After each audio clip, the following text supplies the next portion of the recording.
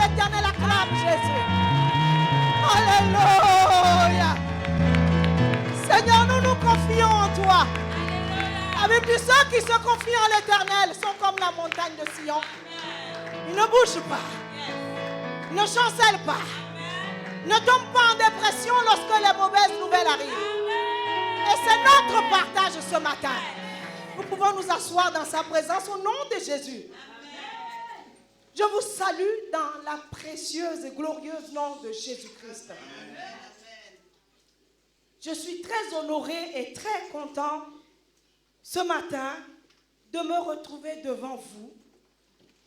La grâce de Dieu m'a été accordée de servir l'Éternel ce matin devant vous. Et ma prière, c'est que tu ne sois pas spectateur, que tu ne me vois pas, que tu ne me regardes pas, que tu ne m'auscultes pas, mais que tes regards soient sur Jésus-Christ. Et que tu participes activement à ce culte en ayant la foi. En croyant que Jésus peut encore bouger les choses dans ta vie. En ayant des attentes. Je ne sais pas pourquoi tu es venu ce matin. Peut-être que tu es venu parce qu'on t'a invité, tu es venu voir. Mais sache qu'il y a quelque chose qui t'a poussé ce matin. Alors, aie des attentes. Essaye. Seigneur, moi aussi, je veux présenter mes pions ce matin. Je veux voir ce que tu veux faire de ma vie. Et je crois qu'aucun d'entre nous ne quittera ces lieux comme il est venu ce matin. Nous sommes dans Ésaïe 54 et le verset 1 et 2 que nous allons lire. Nous sommes toujours dans notre thème que nous avons commencé déjà depuis quelque temps. Ésaïe 54 et le verset 1. Alléluia. La Bible dit, « Réjouis-toi, stérile, toi qui n'enfantes plus. Fais éclater ton allégresse et ta joie, toi qui n'as plus de douleur, car les fils de la délaissée seront plus nombreux que les fils de celle qui est mariée, dit l'Éternel. Élargis l'espace de ta tente et qu'on déploie les couvertures de ta demeure. Ne retiens pas. Allonge tes cordages et affermis tes pieux, car tu te répandras à droite et à gauche. » Alléluia. Seigneur, merci pour ta parole ce matin. Je veux ce matin te dire un grand merci pour ce que tu fais dans nos vies. Pour ta présence manifeste dans ces lieux. Nous n'avons rien mérité de tel. Nous n'avons rien fait pour voir ces jours-ci. Et nous venons encore devant toi pour te dire merci. Pour le Dieu fidèle que tu es. Ce matin, je veux parler de ta part. Et la Bible dit clairement que rempli du Saint-Esprit, les hommes ont parlé de ta part. Ce que je demande, c'est que tu attires le cœur de quelqu'un ce matin à ta parole. Et qu'il parte de ces lieux en ayant obtenu quelque chose de valable devant toi. Dans le nom précieux de Jésus-Christ. Amen. Le titre de mon message ce matin, le sous-titre, c'est « Rempli du Saint-Esprit pour une vie de victoire ». Alléluia. Amen. Nous sommes toujours dans notre jeûne et nous allons entamer notre 3e semaine. Et nous avons commencé ce thème depuis quelque temps, élargir l'espace de ta tente. Et nous avons vu de diverses et nombreuses actions à mener pour élargir l'espace de sa propre tente. Et quand nous voyons le premier verset nous dit élargir. Le ton de la phrase nous indique clairement qu'il est de notre propre responsabilité d'élargir sa propre tente. Alléluia. Amen. La stabilité que tu demandes, que tu souhaites, que tu veux, c'est à toi d'y travailler avec Dieu. Alléluia. Amen. Et Dieu ne veut pas que tu puisses élargir l'espace de ta tente n'importe comment, car il fonctionne, ce Dieu-là, avec ses propres principes. Alléluia. Amen. Et nous avons donc notre part à faire afin de sortir de toute forme de situation qui nous met à l'étroit. La Bible dit élargis l'espace. Quelqu'un se sent-il à l'étroit en ce moment? Il y a quelque chose que tu dois faire et ce n'est pas difficile. Alléluia. Amen. Et Dieu est un bon Père. Je suis venue dire à quelqu'un que le Dieu que nous avons appelé ce matin, peut-être que tu n'en as jamais entendu parler de cette façon. Je veux te dire que Dieu est un bon Père. Et il nous assure un héritage. Mais à moins que nous soyons des fils comme il veut, ces promesses vont rester juste des promesses. Mais je crois que ce n'est pas notre partage ce matin. Alléluia. Vous devez savoir que Dieu est déjà déterminé pour nous. Il n'a pas besoin de préparer les choses. Ce sont des choses qu'il a déjà préparées. Ce dont il a besoin, c'est qu'il regarde ce matin. Il ne cherche pas des bébés. Il ne cherche pas des enfants capricieux. Il cherche des fils. Des fils. Des filles ce matin. Un peuple qu'il a préparé. Et il demande à ses enfants d'être prêts pour accéder à ces choses que lui-même, il a déjà préparées d'avance. Et pour y accéder, ce matin, nous allons voir quelques points. Comment accéder à cette manière d'élargir, de sortir de l'étroitesse. La semaine qui s'est déroulée, j'avais parlé du jeûne et des bienfaits. Nous allons continuer ce matin. Pour accéder à l'élargissement de sa tente, il faut d'abord naître de nouveau. Amen. Dieu ne donne pas ces choses à n'importe qui. Il faut d'abord croire en Jésus. J'avais dit la semaine qui est passée, que la tente dont nous parlons ici représente nos vies. C'est ta vie. Et Dieu dit, élargis-la. Parce que quand lui, il regarde, il voit que tu as les trois. Peut-être que tu as 4 000 € de salaire en ce moment. Peut-être que tu as déjà fini de payer ta maison. Peut-être que tous tes enfants, tu les as déjà placés ou tu sais ce que tu veux faire. Mais quand Dieu regarde, il dit, il manque quelque chose. Cet enfant est à l'étroit. Peut-être que toi, tu ne sais pas. Peut-être que tu sais. Quand tu regardes, il te manque quelque chose. Peut-être qu'il ne te manque pas, mais Dieu te dit ce matin, élargis encore. Parce que ceux qui en ont plus, c'est eux qui en veulent encore plus. Il n'est pas question que tu te contentes de la situation dans laquelle tu te trouves en ce moment. Alléluia. Coronavirus ou pas, Dieu agit. Amen. Et donc, nous devons naître de nouveau. Et donc, l'espace à l'intérieur de ta maison, de ta vie, détermine la taille à l'extérieur. On parle souvent de signes extérieurs de richesse, parce qu'il y a quelque chose à la maison. Il y a quelque chose à l'intérieur. Il y a quelque chose dans le compte en banque. Et ça se voit. Alléluia. Donc, nous devons préparer l'intérieur afin de recevoir ce que Dieu veut. Dieu est prêt à y déverser. Et pour cela, il faut d'abord naître de nouveau. Quand je parle de naître de nouveau, il faut naître de nouveau. Allons dans Jean chapitre 3 et le verset 3.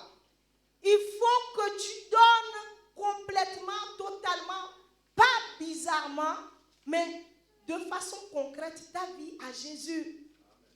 Afin qu'il y demeure constamment. C'est pas quand aujourd'hui j'ai envie que Jésus vienne, je le prends comme une poupée. Et puis demain j'en ai marre et puis je le jette, je le mets de côté ou je l'accroche à un porte-manteau. Reste d'abord là-bas, je vais d'abord régler mes affaires. Non, il faut naître de nouveau. Nous sommes en train de parler du salut véritable, la réelle conversion. Il est temps que l'Église de Jésus-Christ retrouve ça. Beaucoup de chrétiens sont en train de jouer. Voilà pourquoi on demande des choses à Dieu, on est bancal. Il y a des choses qu'il va te donner par la grâce et ce ne sera que des miettes. Mais si tu laisses les commandes de ta vie à Jésus, il en prend soin. Il faut que tu l'invites afin qu'il y demeure. Jésus doit prendre les commandes. Autrement, c'est une cohabitation impossible. Et il y aura toujours conflit. Conflit tout le temps. Parce que toi, tu veux faire ce que tu veux et Dieu n'aime pas que tu fasses tout le temps ce que tu veux parce qu'il a son programme. Alléluia. Amen. Jean 3, verset 3 nous dit, et Jésus lui dit, en vérité, je te le dis, si un homme ne naît de nouveau, il ne peut voir le royaume de Dieu. Alléluia. Amen. Si tu ne donnes pas ta vie à Jésus, si tu honnête, comme les gens sont en train de mourir, tu tombes malade, tu vas à l'hôpital, tu es positif au Covid, pour t'aider, on te plonge dans un coma et les gens ne sortent pas de ce coma. Ils vont où? Tu vas aller où? L'éternité, c'est notre but ultime. Amen. Tout ce que nous pouvons faire ici, tout ce que nous pouvons réaliser, tout ce que nous pouvons avoir, si nous oublions le ciel, le royaume de Dieu, ce pourquoi Jésus est venu mourir, nous sommes déjà morts. Nous n'avons rien compris. Donc, il faut que notre vie soit équilibrée. Je sais que tu dois payer ton loyer. Je sais que tu as besoin d'avoir la belle voiture qui fait peur. Ça encourage les autres à se dire, oui, son Dieu le bénit. Moi aussi, je viens. Je ne suis pas contre ça. Mais si ça prend le dessus, et que tu en arrives à oublier qu'il y a une cité céleste que Jésus a préparée pour toi, c'est que tu as tout perdu. Alléluia. Lorsqu'on est de nouveau, le Saint-Esprit vient maintenant nous remplir afin d'occuper l'espace en vue d'élargir ou de nous sortir de nos limites. Là où nous sommes limités, le Saint-Esprit vient et il dégage ces barrages-là. C'est de ça que tu as besoin. Il y a beaucoup, il y a parmi vous, vous avez donné votre vie à Jésus. Maintenant, quand vous donnez, le Saint-Esprit vient. Alléluia. Le point suivant, c'est la sanctification.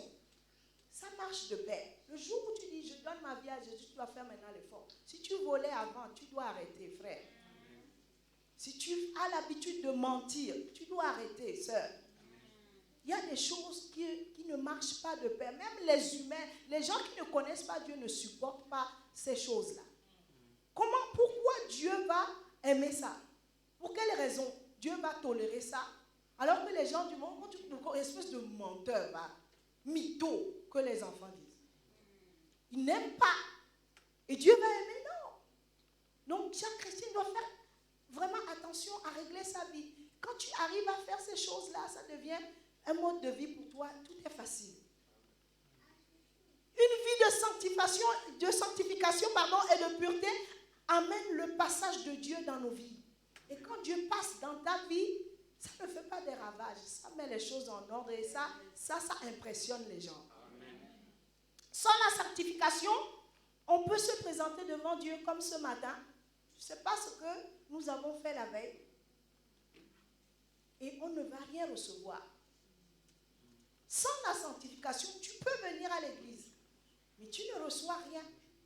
Ça saute. Alléluia. Amen. Tout ce qui intéresse Satan, ce sont tes vêtements sales que tu présentes devant Dieu. Le péché, c'est son domaine. Le péché, c'est lui le spécialiste. Mais la sanctification est l'accès au passage de Dieu. Alléluia. Lorsque tu es rempli du Saint-Esprit, il n'y a plus de place pour l'ennemi. Il n'y a plus de place pour les mauvaises choses, les entreloupes et les coups bas. Il n'y a plus ça. Les choses ne restent pas. Ces choses-là ne restent pas quand le Saint-Esprit est là.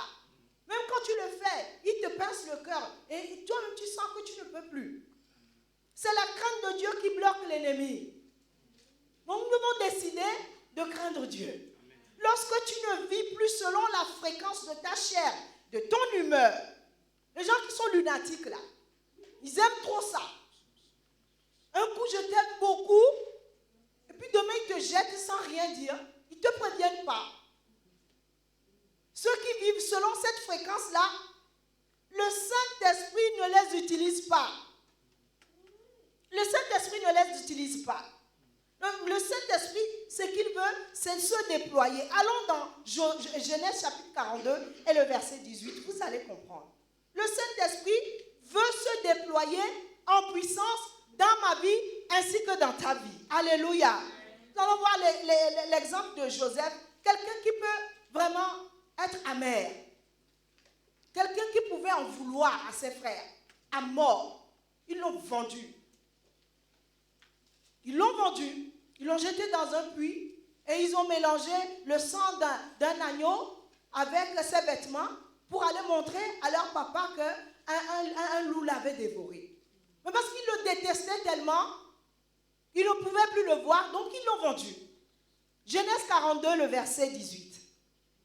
Vous lirez chez vous. Le troisième jour, Joseph leur dit, faites ceci et vous vivrez. Je crains Dieu. Alléluia. Faites ce que je vous dis, vous allez vivre. Moi, je crains Dieu, n'ayez pas peur. Je ne vais pas me venger de vous. C'est ça qu'il est en train de leur dire. Genèse 45, le verset 7, nous allons évoluer. Et le troisième jour, Dieu m'a envoyé pour vous faire subsister dans le pays et pour vous faire vivre par une grande délivrance. Alléluia.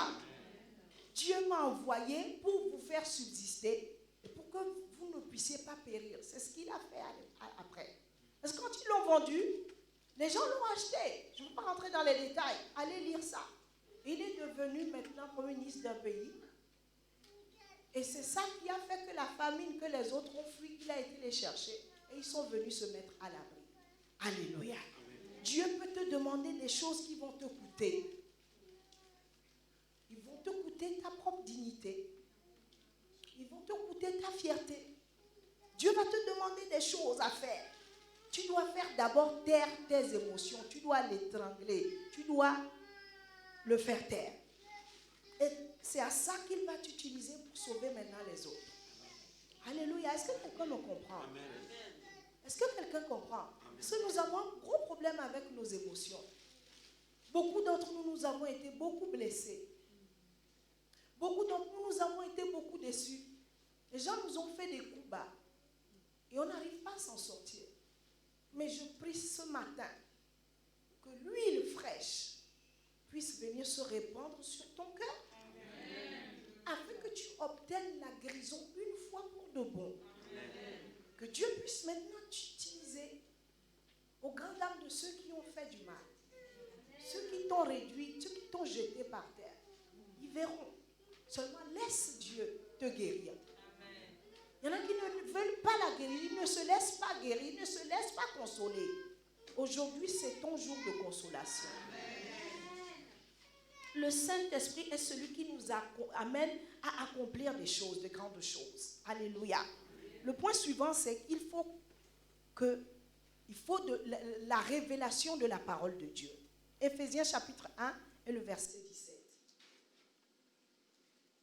J'y vais doucement, par la grâce de Dieu. Il faut la révélation de la parole de Dieu pour élargir l'espace de ta tente, pour élargir l'espace, pour sortir de l'étroitesse. Il faut que Dieu te révèle ce qu'il a prévu pour toi dans sa parole. Afin que le Dieu de notre Seigneur Jésus-Christ, le Père de gloire, nous donne un esprit de sagesse et de révélation dans sa connaissance. Alléluia. Le Saint-Esprit est celui qui nous conduit. Pas seulement dans la crainte de Dieu, dans la sanctification, mais il nous amène aussi dans la lumière. Amen. Là où tu dois voir clair. Avoir clairement ce que Dieu veut de toi. Parce qu'il veut que tu brilles parmi les hommes. Il veut que tu y vois clair. Et ça, c'est dans sa parole, parce qu'il y a, pour chacun d'entre nous, il y a une parole pour sa vie. Alléluia. Ésaïe 60 et le verset 1, 2 et 3. Nous allons lire. Alléluia. Je lis la parole ce matin. La Bible dit, lève-toi, sois éclairé, car ta lumière arrive et la gloire de l'Éternel se lève sur toi. Il dit, voici, les ténèbres couvrent la terre et l'obscurité les peuples. Mais sur toi se lève, sur toi sa gloire apparaît, et des nations marchent à ta lumière, et des rois à la clarté de tes rayons. Alléluia. Les nations marchent à ta lumière, et des rois à la clarté de tes rayons. Si tu marches avec la révélation de la parole de Dieu, parce que quand tu lis la Bible, tu dois comprendre ce qui est ta part, ce que Dieu te réserve à toi. Parce qu'il parle à un groupe, mais il parle aussi individuellement aux gens. Alléluia. Non? Si tu marches dans cette révélation, tu deviens maintenant l'attraction. C'est toi que les gens vont voir. C'est comme le matheux dans une classe, on pose l'exercice, il n'y a que lui qui sait le faire, tout le monde va là-bas. Comment tu as fait ça, explique-moi un peu, montre-moi comment tu fais. On arrache même sa feuille de foi devant le prophète, il est tétanisé, mais. Alléluia. Amen. Tu deviens une attraction. Pourquoi? Parce que tu reçois la parole de Dieu et tu vois clairement ce que Dieu veut pour toi. Et tu te positionnes et tu te colles à ça et ta vie est décorée pour toujours. Amen. Tu deviens sujet maintenant d'étonnement. Les gens ils te regardent, ils ne comprennent même pas ce qui se passe. Si tu veux briller, cherche la révélation de la parole qui a été dite sur toi, que Dieu veut te donner. Alléluia. Amen. Alléluia. Amen. Parce que la révélation de la parole de Dieu est vitale pour nous. Si tu ne sais pas ça, ce que Dieu veut pour toi, tu vas passer par des chemins, ce sera une perte de temps. Sauf que Dieu a l'éternité. Mais toi, tu n'as que, je ne sais pas, avec le corona maintenant, peut-être 70 ans ou 70 ans, tu n'as même pas encore réalisé des trucs que tu veux te forcer pour toi-même. Alors qu'on te montre un chemin de facilité où tu dois seulement écouter Dieu, le craindre, lui obéir. Alléluia. Amen. Ésaïe 60, versets 15 et 22. Lisons ça, c'est très intéressant. La Bible dit ici, au verset 15, il dit que alors que tu étais délaissé et haï et que personne ne te parcourait, je ferai de toi un ornement pour toujours. Un sujet de joie de génération en génération. Voyez la parole de Dieu. Il dit que si tu t'attaches à cette parole, alors que tu as été dévasté, délesté et haï, beaucoup d'entre nous, nous avons connu ça. Mais le moment vient où la parole de Dieu sort. Et il dit, alors que tu l'étais, je ferai maintenant. Alléluia. Je ferai de toi un ornement pour toujours, un sujet de joie. Les gens vont te voir. Quand tu n'es pas dans une fête, ils ne profitent pas. La fête n'est pas bonne. Alors pourquoi ils vont t'inviter tout le temps? Mais viens. Mais tu dois aller aussi pour communiquer cette onction-là afin qu'ils craignent Dieu. Alléluia. Alléluia. Et le verset 22 nous dit, le plus petit deviendra un millier et le moindre une nation puissante. Moi, l'Éternel, je hâterai ces choses. Le plus petit, peut-être que tu te sens seul en ce moment. Parle des gens qui ont l'âge de se marier, qui se sentent seuls. Dis, le plus petit deviendra des milliers. Dieu veut te multiplier. Il veut te multiplier. Pour ça, il faut que tu découvres la révélation qui est dans sa parole pour ta vie. Alléluia. Je déclare quelqu'un ce matin, quelqu'un qui sort du noir ce matin, quelqu'un qui veut accepter la lumière de la parole de Dieu, s'étale à gauche et à droite ce matin. Quand la lumière arrive, l'accélération arrive aussi. Quelqu'un dit que sur la route, lorsqu'il n'y a pas de visibilité, tu roules doucement. Ou bien, quand tu ne vois pas, tu roules doucement. Et dans le noir, quand tu ne vois rien, tu tâtonnes. Tu es là à tâtonner en ce moment. Tu tâtonnes. Tu tâtonnes et tu vas tâtonner si tu ne trouves pas la révélation de la parole de Dieu pour ta vie. Alléluia. Alléluia. Beaucoup sont à l'arrêt, malheureusement, en ce moment. Et ils ne roulent même pas. Ils ne sont même pas au ralenti. Ils ne tâtonnent pas. Et ils sont terrifiés dans une vallée noire. Alléluia. Si tu m'entends ce matin, je t'en supplie, saisis la parole de Dieu. Avance et marche avec ça. Parce que la parole de Dieu ne trompe pas. Matthieu 6, 33 dit, cherche premièrement le royaume et la justice. Premièrement. On n'a pas dit cherche d'abord le travail. On n'a pas dit cherche d'abord, je ne sais pas, la maison, la voiture, tout ça, les chaussures, les Nike et tout ça. Non. Cherche premièrement le royaume et la justice de Dieu. C'est ça notre lumière à nous ici. Nous cherchons d'abord premièrement le royaume et la justice. Quelle est la justice? C'est quoi la justice de Dieu? C'est que les hommes ne doivent pas mourir sans connaître Dieu. Quelqu'un ne doit pas mourir sans connaître Dieu parce qu'il va directement en enfer. Et Dieu n'a pas créé l'enfer pour les hommes. C'est pour le diable et ses acolytes. Ce n'est pas pour nous. Amen. Donc, Matthieu 6, 33 dit, cherche d'abord, trouve un moyen de faire en sorte que quelqu'un puisse connaître Dieu. Alors tout le reste, la maison, le mariage, les papiers, le travail, tout la voiture, les Nike et tout ça, te sera donné par-dessus. C'est juste des choses que tu tournes à l'envers. Et tu te mets sur les roues. Et ça marche. Alléluia. Ça, c'est notre lumière. Et voilà pourquoi la Bible dit, lève-toi. Sois éclairé par ça. Il faut que ça rentre là. Parce qu'il y a des gens au milieu de nous qui n'aiment pas la prière pour le royaume. Et ça ne va pas s'arrêter. Ça ne va pas s'arrêter parce que c'est là-bas qu'on a trouvé et on s'est positionné.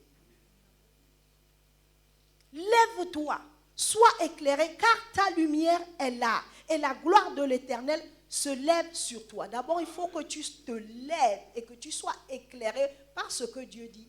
Matthieu 6, 33. La révélation répond à la soif. Tu as soif de quoi? Tu as soif de quoi en ce moment? Quel est ton manque, ton besoin en ce moment? Cherche d'abord que la tante là soit sauvée. Je ne parle même pas des inconnus. Nous prions pour des hommes, nous allons les retrouver au ciel. Et il va dire que j'étais là à un moment, j'ai cliqué sur YouTube et j'ai trouvé le message de Sheila Apete. Et puis, j'ai levé mes mains. Oh. Mais vous êtes là, même celui qui nettoie ici. Quand vous voyez ces carrés, mais c'est quelqu'un qui a fait ça. Et là, cette personne-là a cherché premièrement le royaume. Parce qu'il faut que j'arrange bien, je nettoie, pour que quand les frères vont venir, qu'ils puissent bien s'installer confortablement. Tout le monde ne prendra pas le micro ici. Mais il y a toujours quelque chose à faire. La révélation répond à la foi, à la soif. Ne lis pas la parole de Dieu comme un livre commun. Il n'est pas un hasard. Matthieu 6, 33 dit de chercher premièrement. C'est ça qui est important pour Dieu. Donc tu dois tout faire. Et le reste va venir après. Fais quelque chose. Sers Dieu afin que les hommes soient sauvés. Nous pouvons inventer toutes les théories que nous voulons. Nous pouvons inventer, sortir, prêcher tous les mystères de la corne, de tout ce qu'on veut. Si le royaume n'est pas la priorité, Dieu n'est pas content. Il veut que nous puissions élargir notre tente en nous mettant à son service. Il y a toujours quelque chose à faire. Toujours. Avec la parole de Dieu, il y a toujours quelque chose à faire. La Bible dit, ces recommandations ne sont pas pénibles, mais à chaque recommandation, il y a une promesse. L'entendre, le voir ne sont plus suffisants. Écoutez, cliquez sur YouTube, un tel, ce n'est plus suffisant. Parce qu'il y en a tellement trop maintenant. La Bible dit que maintenant, ça va encore augmenter. La connaissance va augmenter. La lettre va augmenter. Mais maintenant, dans tout ça, quelle est ta part? Quelle est ta part? L'entendre, le voir ne sont plus suffisants, mais il faut obéir maintenant. Il faut obéir. Et cette capacité à obéir est facilitée par le Saint-Esprit. Et dans cette obéissance, nos bénédictions sont assurées. Deutéronome 28, verset 1.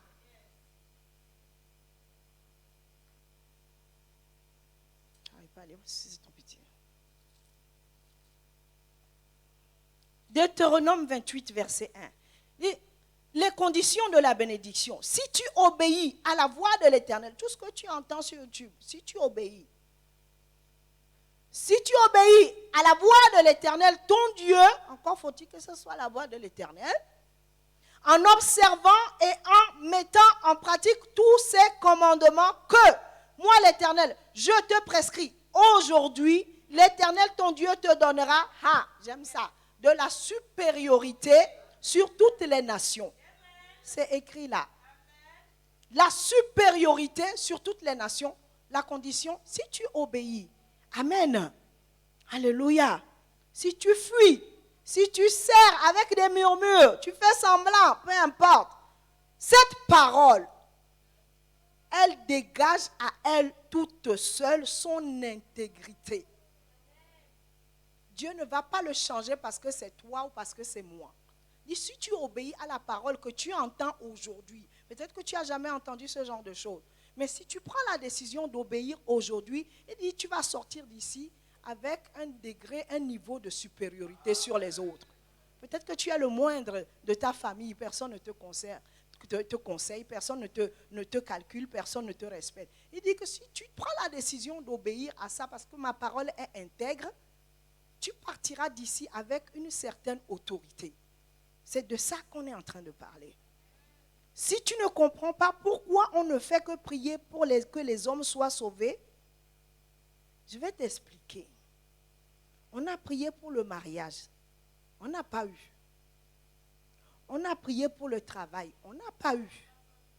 Il nous a manqué des mois de loyer chez nous dans nos maisons. On n'a pas pu payer nos loyers. Nos enfants n'ont pas pu avoir de quoi manger. Parce qu'on n'a fait que ça, demander. On a prié pour la réussite, on n'a pas eu. Mais depuis qu'on a prié pour que les hommes soient sauvés, nous voici. Voilà ça. Et c'est ce que je suis venu vous proposer. Faites plaisir un peu à Dieu. Je prie que tu reçoives la grâce de faire plaisir à Dieu, d'obéir en cette saison-là. Dieu veut nous amener à accomplir son plan.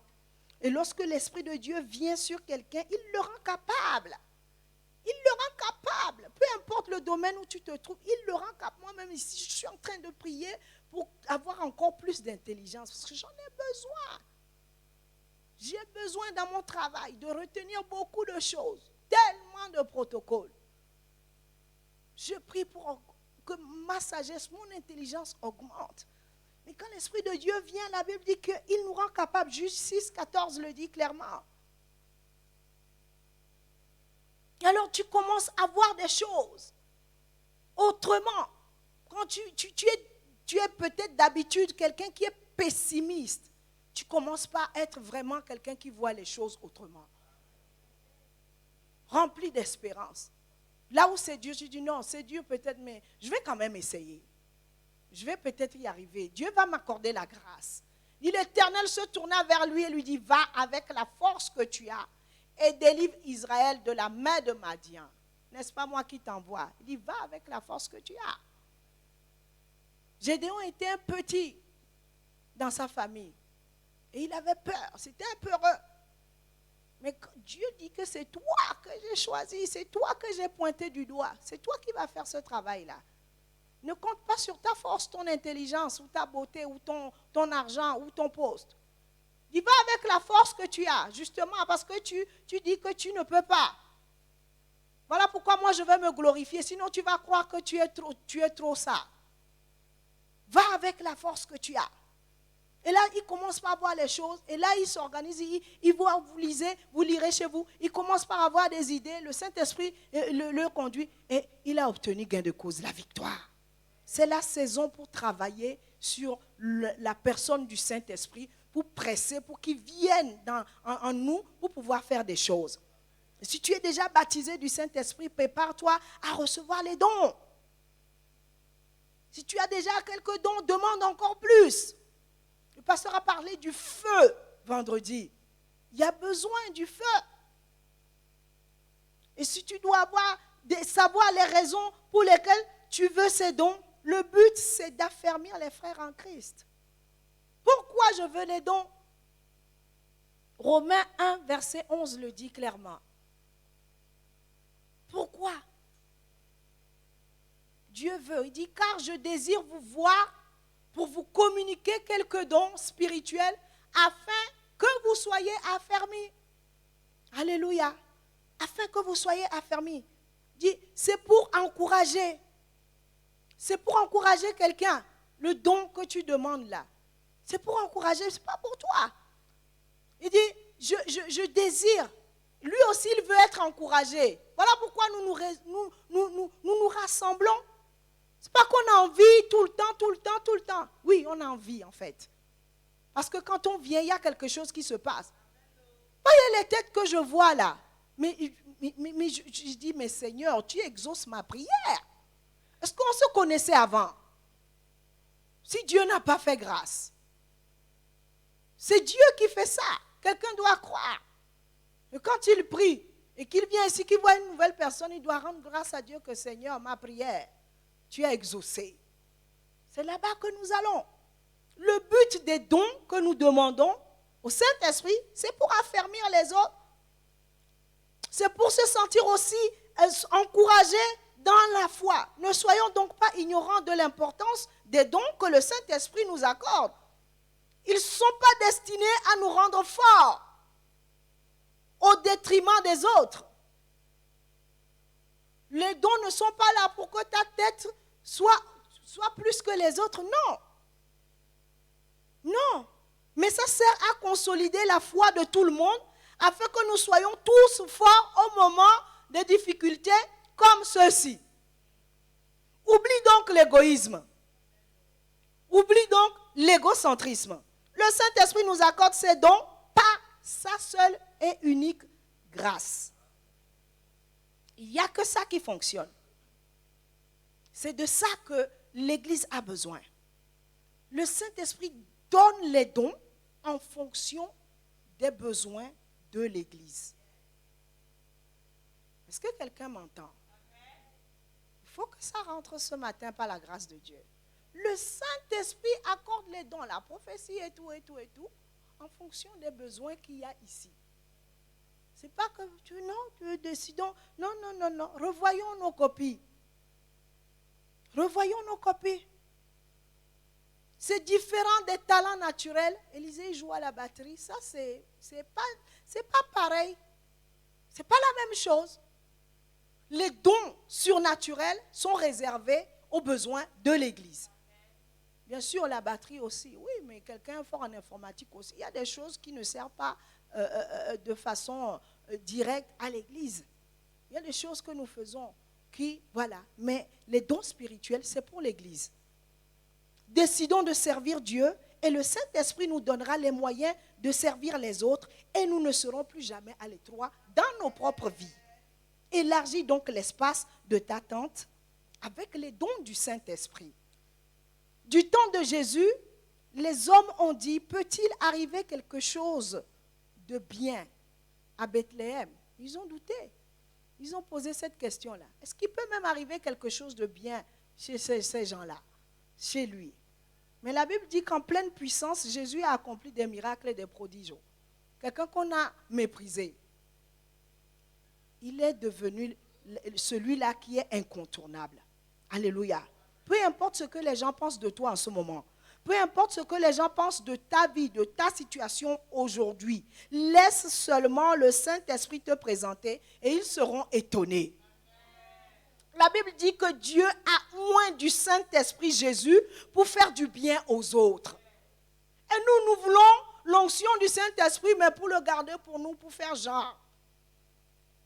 Regardez ce que dit 1 Corinthiens, chapitre 12, verset 7. À chacun, la manifestation de l'Esprit est donnée pour l'utilité commune. Quand nous comprenons ça, tout ce que nous demandons à Dieu, il le fait. Parce que nous sommes à son service. Seigneur, ce don-là, ce n'est pas pour moi. C'est pour ton église, c'est pour tes enfants. On retrouve là, dans ces dons, la parole de sagesse, la parole de connaissance, la foi, le don de guérison, le don de miracle, la prophétie, le discernement des esprits, le parler en langue et l'interprétation de langue. Tu veux le Saint-Esprit, pourquoi? Tu veux les dons, pourquoi? La Bible dit que c'est pour le mettre au service des autres. L'utilité commune. On demande et on ne reçoit pas parce qu'on demande mal. Alléluia. Les motivations. Ah, je vais parler en langue comme ça, le pasteur va savoir que moi aussi je parle en langue. Maintenant, explique-nous ce que tu as parlé aussi. Il ne s'agit pas de ça. Quand je parle en langue, je dois édifier quelqu'un. Quand je suis en train de crier là-bas, j'ai été élevée par une mère qui a parlé à haute voix, a prié à haute voix. Donc quand je le fais, c'est pour t'encourager que l'heure est grave. Il faut que tu ouvres ta bouche aussi. On ne chuchote pas trop ici. Parce que quand tu as mal, le truc est là qui te serre le cœur, tu vas chuchoter. Hein? Tu ne peux pas chuchoter. Quelqu'un qui est un peu... Vous n'avez pas vu comment les enfants là pleurent parce qu'ils réclament l'attention de leurs parents? Est-ce qu'ils chuchotent là? Nous sommes des fils et des filles. Hein? Quand la situation devient grave, tu peux ouvrir ta bouche et dire. Si ma foi t'encourage, si je prêche ce matin et que tu arrives à te dire, je peux m'en sortir, ça peut le faire. Ça suscite ta foi en retour chez toi. C'est que nous avons accompli ce matin la volonté de Dieu. Je n'ai rien à vendre ce matin. Je te présente celui qui a changé ma vie. Celui qui m'a béni. J'étais dans une situation catastrophique. Je le dirai tout le temps. Je n'avais pas de papier dans ce pays. Ce n'est pas une honte. Je n'avais pas de papier. Mais je ne sais pas comment il a fait. Quand j'ai commencé à dire, Seigneur, je vais te servir. Je ne savais même pas ce que... Pour moi, j'étais monitrice de l'école de dimanche. Quand j'ai commencé à dire ça, il a fait des choses, des connexions pour me sortir. Aujourd'hui, je peux même aller à Cuba. Ceux qui sont nés ici ne peuvent pas comprendre ça. Ils ne peuvent pas comprendre. Mais quelqu'un me comprend ce matin. Je n'ai rien à vendre. Je te présente celui-là. Je te le propose. Je prie que tu l'acceptes ce matin. Ta vie va changer. Si le sel perd de sa valeur, avec quoi la lui rendra-t-on? Tu es le sel. Je suis le sel. Et ma présence à tes côtés doit te donner un bon goût dans la bouche. Ma présence à côté de toi, c'est ce que je te propose. Quand je suis là, je veux que toi tu sois bien, que tu sois même mieux que moi. Nous souhaitons que vous puissiez nous dépasser. Nous ne sommes pas des mauvais parents. Nous ne sommes pas des mauvais pasteurs. Dépassez-nous, nous le voulons. C'est ça. C'est à ça qu'on nous a appelés. Que je m'assoie là-bas et que je sois fier de vous voir.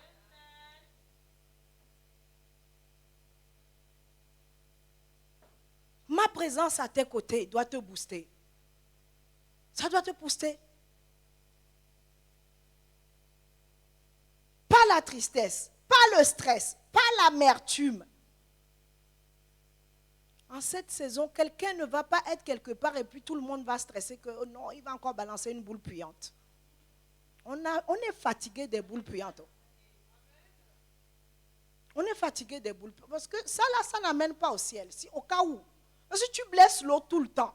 Et tu ne t'en rends même pas compte. Et quand tu es là, il est stressé comme ça. Il va encore dire quelque chose pour m'humilier.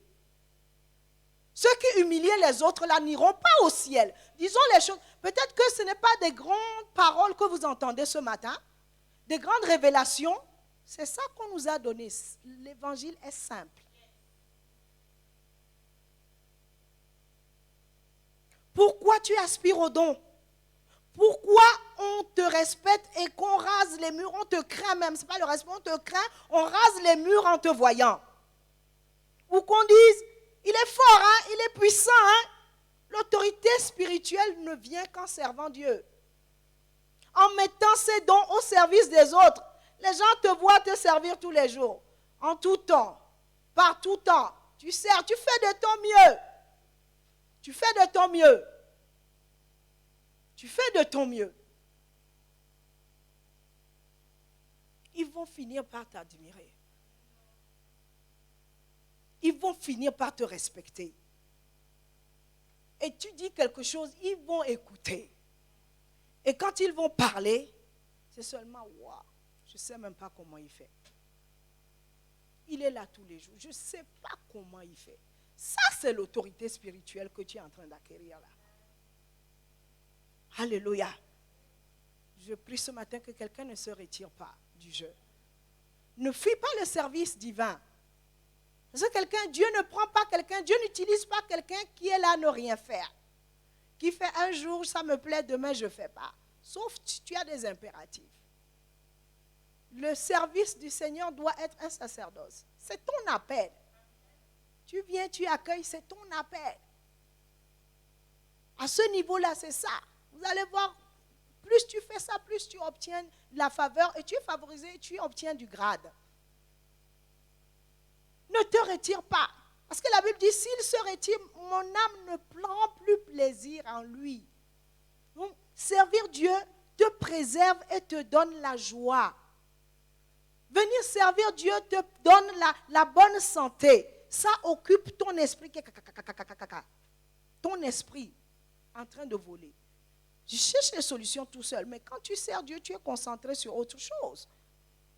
Et Dieu, lui, s'occupe maintenant de ton problème. Le Saint-Esprit veut t'occuper afin de s'occuper de toi, tes préoccupations. Je crois que nous avons besoin ce matin du Saint-Esprit. Quelqu'un doit bien demander, doit demander correctement les dons ce matin. Jésus baptise. Baptise, on dit Jésus, baptise-moi du Saint-Esprit. Jésus, viens me baptiser dans le Saint-Esprit. Il y en a qui ne savent même pas que c'est Jésus qui le fait. Jésus, baptise-moi du Saint-Esprit. C'est ça qu'on doit. Jésus, viens me plonger dans ton esprit. Et quand on demande les dons, Saint-Esprit, accorde-moi tes dons.